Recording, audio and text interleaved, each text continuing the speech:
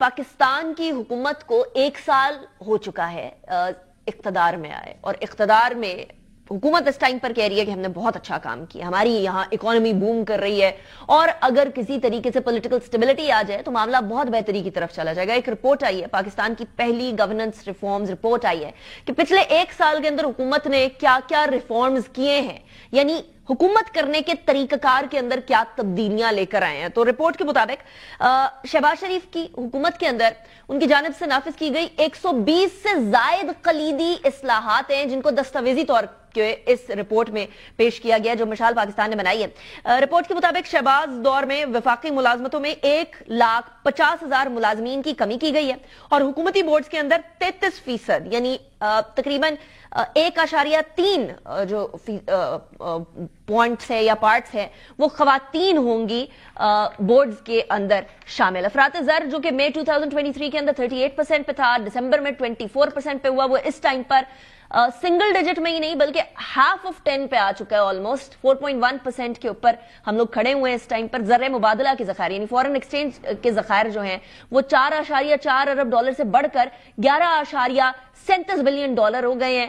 پاکستان میں climate change authority قائم کی گئی ہے، ڈیجیٹل لرننگ پلیٹ فارم کا آغاز کیا گیا ہے، تجارتی خسارہ $27.4 ارب سے کم ہو کر $17.5 ارب پر آ گیا۔ جی ڈی پی کی شرح نمو 0.29% سے بڑھ کر 2.38% ہو گئی ہے، اور 2025 میں ایکسپیکٹڈ یہ ہے کہ 3.5% یہ گروتھ ہو جائے گی۔ تجارتی خسارہ ٹریڈ ڈیفیسٹ بھی 27.47 بلین سے کم ہو کر $17.5 بلین تک رہ گیا ہے۔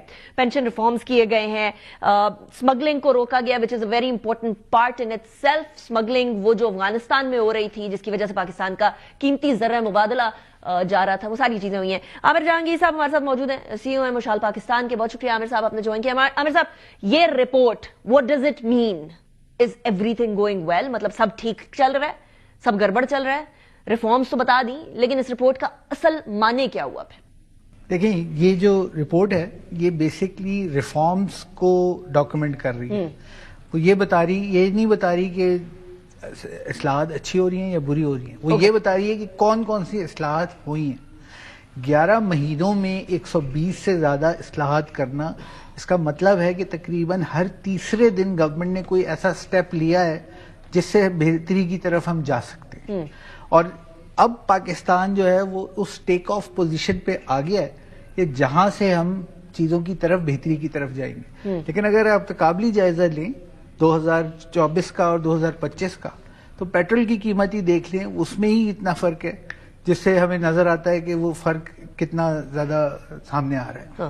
یہ جو ڈسپیرٹی ہے، چلیے ہم مانتے ہیں 120 اصلاحات ایسی کی گئی ہیں جس سے پاکستان کی بڑی بہتری ہو رہی ہے، لیکن بہت ساری چینجز ایسی بھی ہیں جس کے بعد پاکستان کو لوگ کہتے ہیں کہ نہیں یہ تو بڑی گڑبڑ ہو گئی، جوڈیشری کو آپ نے بالکل سائیڈ پہ کر دیا، 26ویں آئینی ترمیم کر دی ہے، یہ ساری چیزیں بھی اسی 1 سال کے اندر ہوئی ہیں۔ تو پھر لوگ کہتے ہیں کہ یہ نمبرز ہیں، یہ تو صرف اور صرف ایسے باتیں کی جا رہی ہیں۔ کیا آپ نے یہ جو رپورٹ شائع کی ہے یا اس رپورٹ کے اندر آپ نے اس بات کا جائزہ لیا کہ جو اصلاحات ہیں ان کا ultimate result will be good for Pakistan اور بیڈ فار پاکستان؟ اس میں تھوڑی بہت فکر اندیزی کی گئی ہے، لیکن اس کا امپیکٹ جو ہے وہ عموماً نظر آتا ہے سال بعد۔ اوکے، ہم جب یہ فرسٹ ایئر ہے جب پاکستان میں کہیں بھی کسی بھی گورنمنٹ کی اصلاحات کو ڈاکومنٹ کیا گیا۔ اس سے پہلے جتنی حکومتیں رہی ہیں ان میں یہ کام نہیں ہوا۔ اس سال ہمارے پاس بیس لائن آ گئی ہے۔ اب جو آگے ہر سال ہوا کرے گی تو ہمارے پاس بیس لائن میں ہوگا کہ کس ادارے نے کتنی چینجز کیے ہیں، کتنی بہتری کی طرف گیا ہے، کتنا اس میں خرابی آئی ہے، وہ سارے ڈیٹا سامنے آئیں گے۔ رائٹ، تو یہاں تجارتی خسارے کی بات کی گئی ہے، پینشن ریفارم سے آئندہ 10 سالوں کے اندر جو ہے 1.7 ٹریلین روپے کی بچت متوقع ہے۔ پاکستان کے اندر سب سے بڑا مسئلہ اس ٹائم پر یہ ہے کہ ہمارے بجٹ کا ایک بہت بڑا حصہ پینشنز میں گزر جاتا ہے، نکل جاتا ہے، اور اس کے بعد پھر ہم کہتے ہیں کہ اور گورنمنٹ کے اندر امپلائمنٹ دی جائے، اور زیادہ ہر دوسرے شخص کو یہ فکر ہوتی ہے کہ ہماری سرکاری نوکری لگنی چاہیے۔ یہ تو پاکستان کے لیے ایک بہت بڑا پرابلم اور چیلنج ہے ہی۔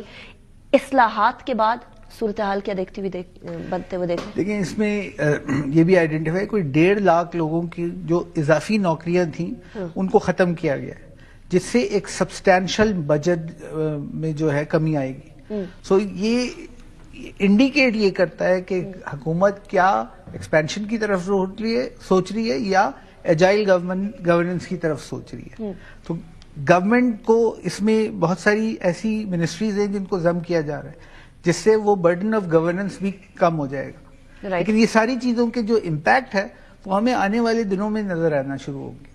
ٹھیک ہے. اور آنے والے دنوں کا مطلب یہ ہے کہ 1 سال کے بعد, مطلب سال تو ہو گیا ہمیں اب, لیکن اس رپورٹ کے آنے کے 1 سال بعد اس سال میں ہمیں نظر آنی شروع ہوگی. واٹ آر یو ایکسپیکٹنگ کہ کیا ڈفرنسز یا کیا امپیکٹ آپ کو نظر آنا سٹارٹ ہوگا, کس چیز میں ٹرانسلیٹ کرے گئے؟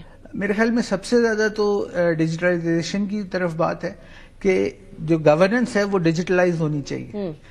سٹیزنس کے پاس یہ رائٹ ہونا چاہیے کہ وہ ڈیجیٹل پلیٹ فارم سے گورننس کے لیے ڈیمانڈ کر سکیں. اگر انہیں حکومت سے کوئی سروس چاہیے, کوئی فیسلٹی چاہیے, وہ اگر میکینزم ہوگا تو وہ 2 چیزیں کریٹ کرتا ہے. ایک یہ کہ آپ کو ایکسس دیتا ہے, لیکن ساتھ ہی ڈیٹا بھی دیتا ہے.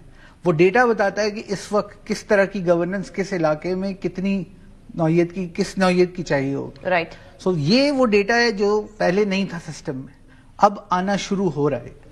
Thank you very much for joining me in the program.